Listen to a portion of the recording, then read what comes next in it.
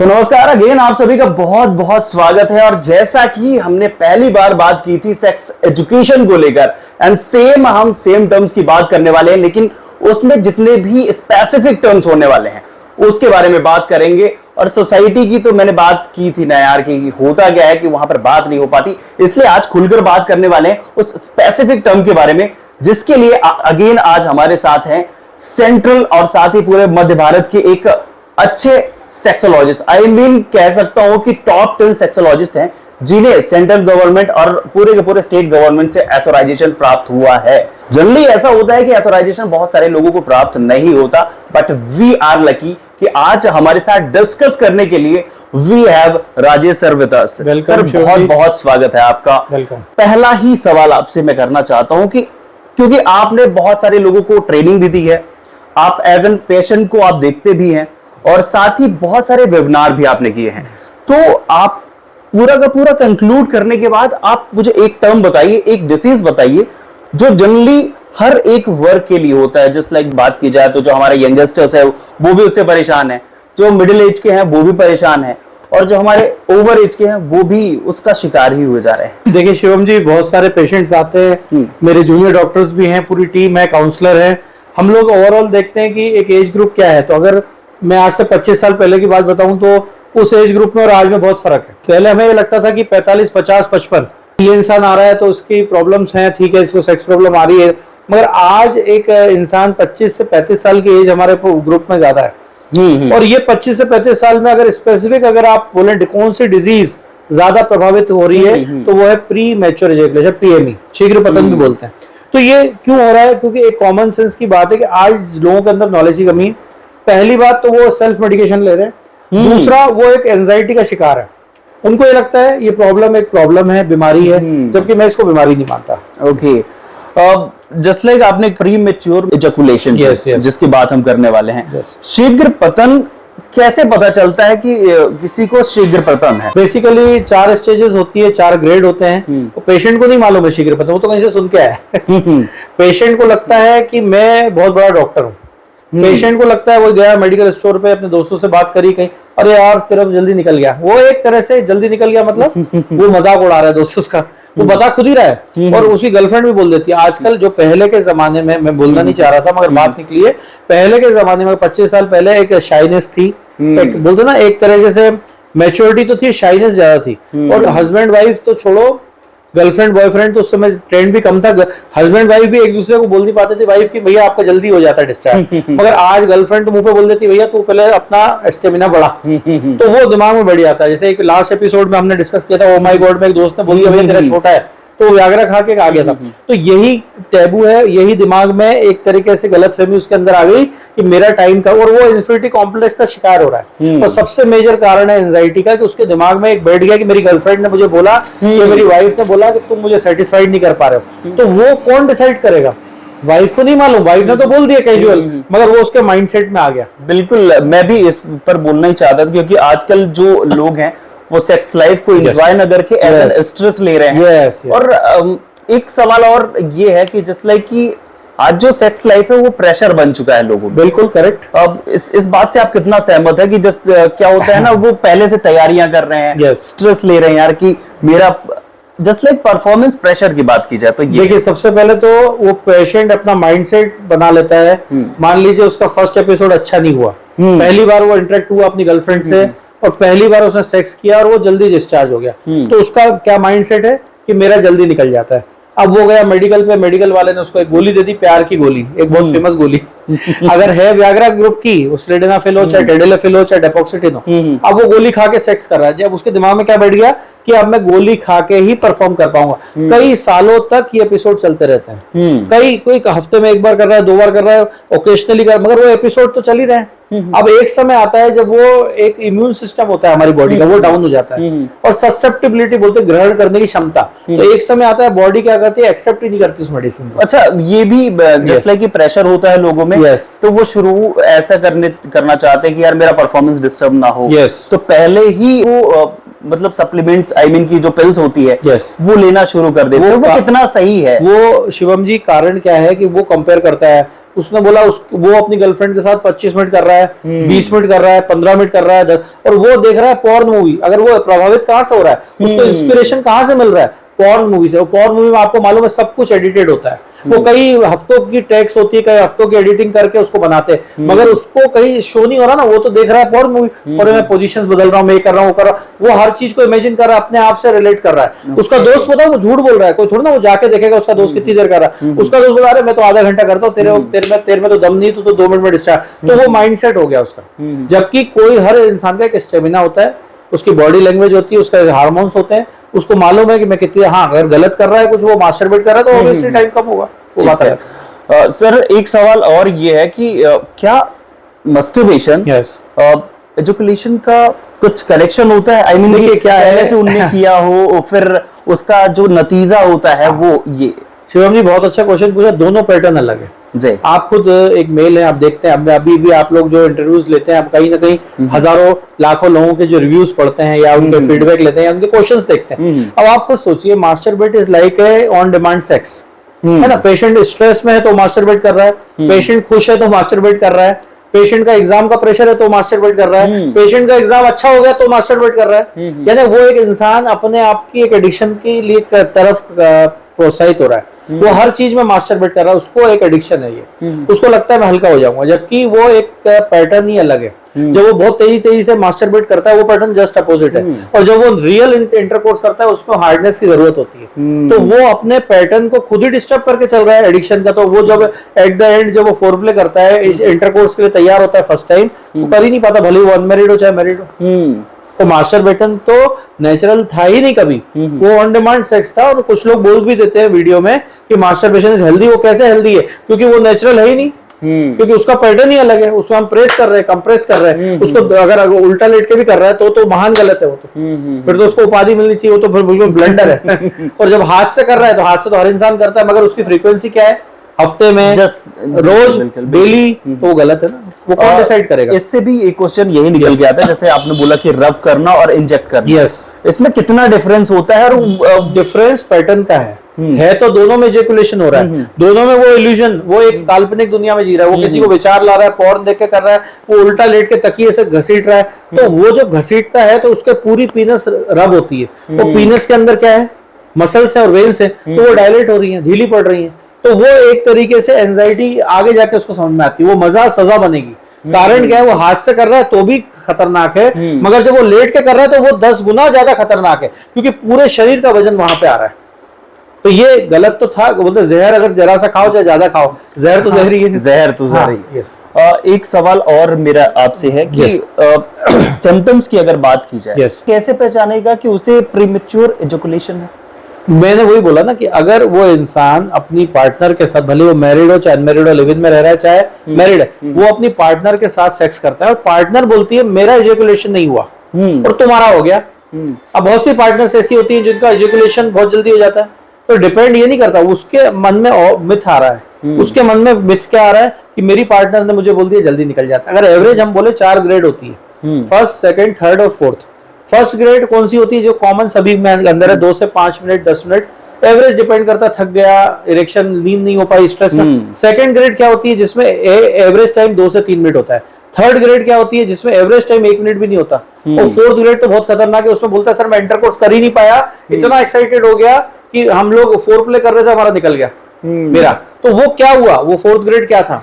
वो बस शीघ्र पतन की चौथी ग्रेड थी। इससे हम विभाजित करते हैं। ओके सर, ऑर्गेज्म की अगर बात की जाए, तो ऑर्गेज्म दोनों के लिए होता है, मेल और फीमेल बिल्कुल होता है। कभी आपने ऐसा एक्सपीरियंस किया है कि आपके पास पेशेंट आया और ऐसा बोला हो कि जो मेल है वो बोला मैं ठीक हूँ, बट फीमेल आकर शिकायत कर रही हो? 90% केसेस में, 90% केसेस में आज उल्टा ट्रेंड हो गया है। हमारे जो हॉस्पिटल में डॉक्टर चौहान है, डॉक्टर तिवारी हैं, बहुत सारे डॉक्टर्स हैं, और वो लोग फोन उठाते हैं तो उसमें फोन पे हस्बैंड नहीं होता, वाइफ होती है। हेलो, यस, बेस्ट सेक्सोलॉजिस्ट, हम डॉक्टर राजेश सर से मिलना चाहते हैं। वो पूछते हैं कि पेशेंट कौन है? बोलते पेशेंट मेरा हस्बैंड है। तो आप सोचिए, आज से 20 साल पहले ये ट्रेंड था।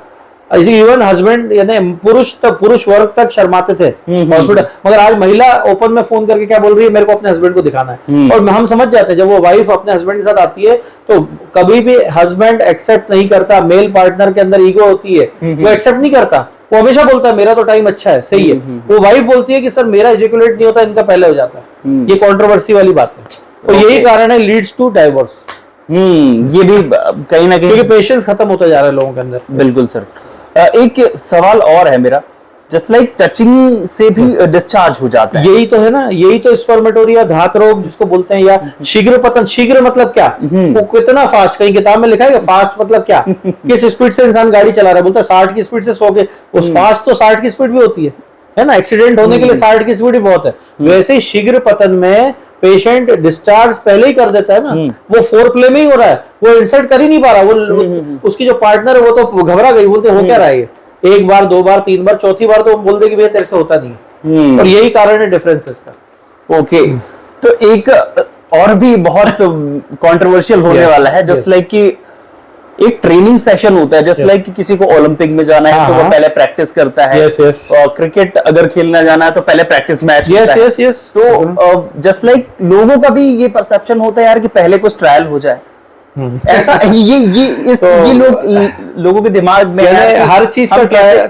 शिवम जी बहुत अच्छा क्वेश्चन पूछा। अब आप खुद सोचिए, जिस हम सभ्यता है हमारी आज, हमारी बोलते सिंधु घाटी की सभ्यता है, या हमारी जो भारतीय सभ्यता है जिसमें हर वर्ग का इंसान, हर जाति का इंसान, और हमारी बोलते हैं ना कि विश्व गुरु कहा जाता है हमें इंडिया में। और हम लोग क्यों विश्व गुरु हैं? क्योंकि हम लोगों को सीख दे रहे हैं आज सच्चाई, ईमानदारी, नेकदिली, जुनून, प्यार, ये 5 सिद्धांत जो हमें सिखाए जाते हैं।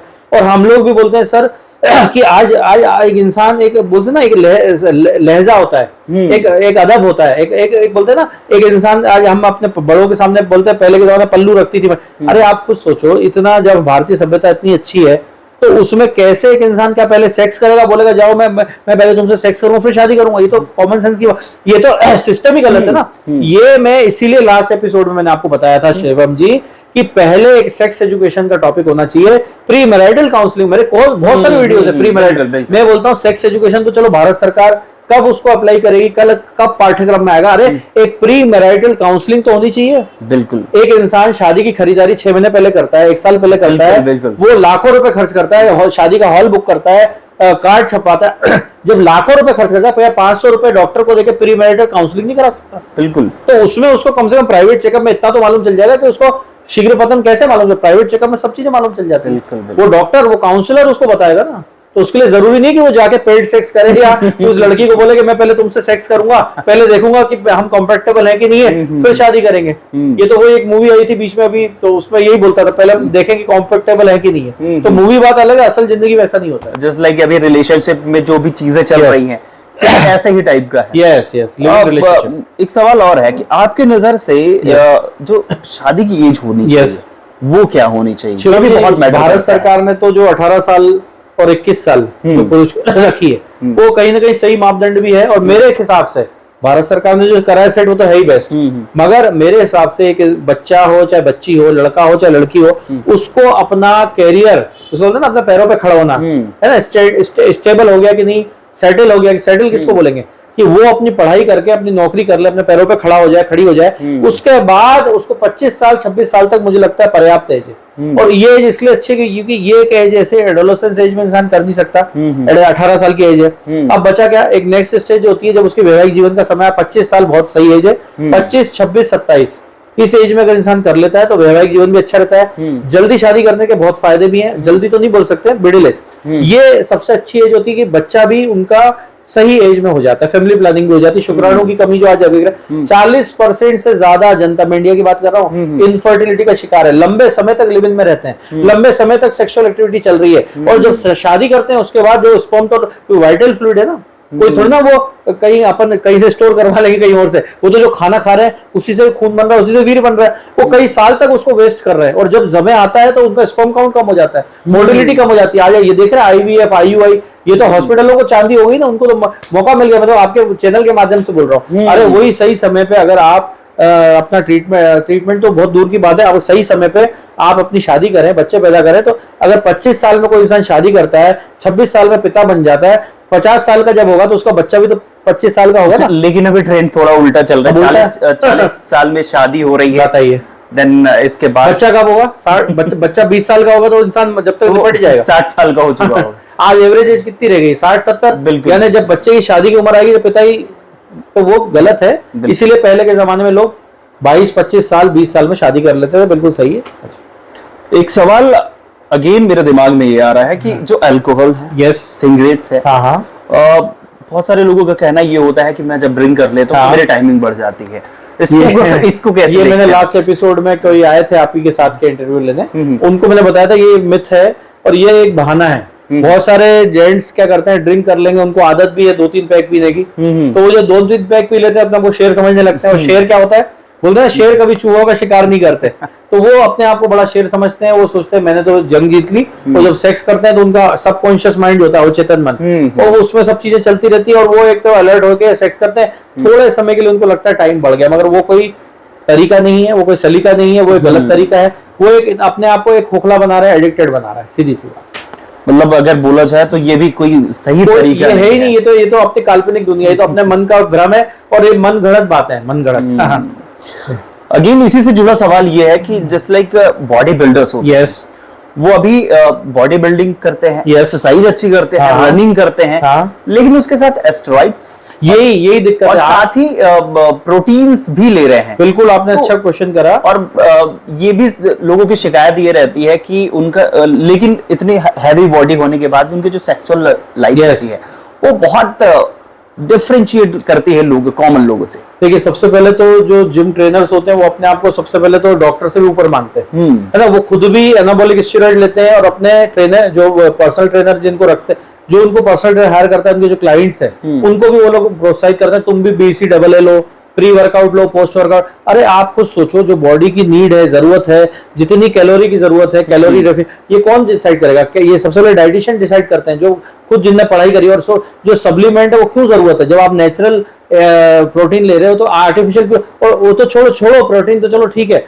आप आर्टिफिशियल स्टेरॉइड दे रहे हो, एनाबॉलिक स्टेरॉइड, जो मसल गेन करने के लिए, आप पंप करने के लिए पंप वगैरह ले रहे हो, आप पता नहीं क्या क्या ले रहे हो। और यही कारण है कि आज हार्मोन सप्रेस हो जाते हैं। कोई भी चीज आर्टिफिशियल नेचर ने हमें दिया है, नेचर ने हमें क्या करा है, ऑटोमेटिक, और बोलता है ऑटो इम्यून सिस्टम हमारा, वो हमारा ऑटोमेटिक हमारा इम्यूनिटी को बढ़ाता है, हार्मोन्स को डेवलप करता है। रोज खाना खाते हैं, रोज वीर बन रहा है, सब कुछ अब प्रोसेस चल रहा है, आप उसको डिस्टर्ब कर रहे हो।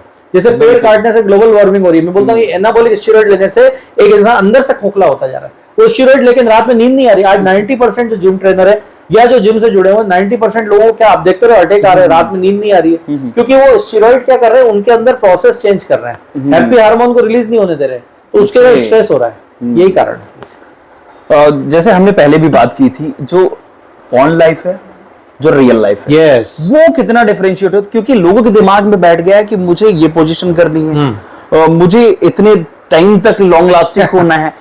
तो ये जो पॉर्न लाइफ है और रियल लाइफ है वो कितना डिफरेंशिएट मैंने पोर्नोग्राफी पे भी लास्ट डिस्कशन किया था, क्योंकि ये काल्पनिक दुनिया है, ये जस्ट ऑरा है, इल्यूजन है, डेलीरियम है, और पेशेंट उसको बार बार देखने के बाद अपनी गर्लफ्रेंड के साथ, अपनी पार्टनर के साथ वही एपिसोड करना चाहता है। और मैं ऐसे बताऊं, ऐसे बड़े बड़े एजुकेटेड लोग अपनी वाइफ को बोलते प्रेशर डालते हैं कि तुम ओरल करो, नहीं तो मैं तुम्हें डाइवोर्स दे दूंगा, ऐसे भी ये सब साइकोलॉजिकल क्यों हो पा रहा है? क्योंकि ऑरा डेवलप होकर सबकॉन्शियस माइंड में बन गया, बार बार दिमाग में वो आ रहा है, अब मैं करूं क्या? अपनी वाइफ को बोलूंगा या अपनी पार्टनर को बोलूंगा, है ना, गर्लफ्रेंड को। तो वो गर्लफ्रेंड भी स्ट्रेस में आ जाती है, क्योंकि ये नेचुरल नहीं है, क्योंकि वो हो ही नहीं रहा और उससे भी हो नहीं रहा, तो वो स्ट्रेस में आके गोलियां खा रहा है, वो व्याग्रा खा के कर रहा है। और व्याग्रा खाने के बाद उसका स्टेमिना तो है ही नहीं, जब गाड़ी का इंजन ही डाउन है, व्याग्रा क्या कर लेगी? तो वो पोजीशन कहां से बदलेगा? क्योंकि उसकी प्रोसेस ही गलत है ना, उसकी सोच ही गलत है, वो आर्टिफिशियल चाह रहा है हर चीज को, नेचुरल कर ही नहीं रहा ना वो। बिल्कुल। तो बहुत सारे मिथ्स हैं हमारे पूरी की पूरी सोसाइटी में, और बहुत सारे लोग एजुकेट नहीं है, और हम इसीलिए सेक्स एजुकेशन जरूरी है। बिल्कुल, और हमने इस पर बात भी करी थी। तो thank you so much sir for your precious information जो आपने दी हमें, और साथ ही हमारी जितनी भी ऑडियंस है उनको कहीं ना कहीं अगर कोई भी चीज डाउट रहा होगा तो उन्हें उन चीजों को पता चल गया है। और साथ ही ऐसे ही अगर आप चाहते हैं कि और भी सेक्स एजुकेशन, आई मीन कि सेक्स से रिलेटेड जितने भी प्रॉब्लम्स है उसकी वीडियोस लगातार आपको मिलती रहे, तो बस आपको करना कुछ नहीं है, चैनल को सब्सक्राइब करना है और साथ ही बेल आइकन को दबाना है। और साथ ही जितने भी आपके दोस्त इस चीज से सफर कर रहे हैं तो उनको वीडियो शेयर करनी है। तो मिलते हैं अगली वीडियो में, तब तक के लिए नमस्कार।